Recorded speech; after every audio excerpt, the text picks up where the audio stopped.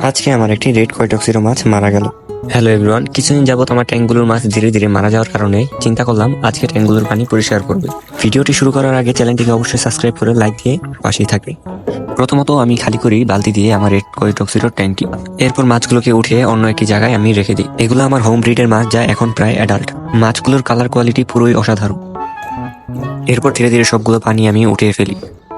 কি পরিমাণ ট্যাঙ্কিতে ময়লা জমেছিল যা পরিষ্কার না করলে বোঝা যেত না। তো আগে থেকে আমার কাছে জমিয়ে রাখা কিছু পুরনো পানি ছিল যা আমি নতুন ট্যাঙ্কিতে ব্যবহার করব। ধীরে ধীরে আমি ট্যাঙ্কটি পানি দিয়ে ভরে ফেললাম। এখন আমি মাছগুলোকে রেখে দিব কিছুক্ষণ অ্যাক্লিমেট হওয়ার জন্য। তো পরবর্তীতে আমি আরটিপি বাচ্চা ট্যাঙ্কটি পরিষ্কার করব। এখান থেকে অনেকদিন যাবত আমার মাছ মারা যাচ্ছিল। বাচ্চা মাছগুলো ধরতে যেয়ে একটি মাছ মাটিতে লাফ দেয়, যা মাছটিকে অনেক ক্ষতি করে ফেলে। অবশেষে সবগুলো মাছ আমার উঠানো শেষ হয়ে গেছে। এখন ওদের এক জায়গায় রেখে ট্যাঙ্কটিকে পরিষ্কার করা ফেলা। দেখতেই পাচ্ছেন কি বাজে অবস্থা হয়ে গেছে ট্যাঙ্কটির।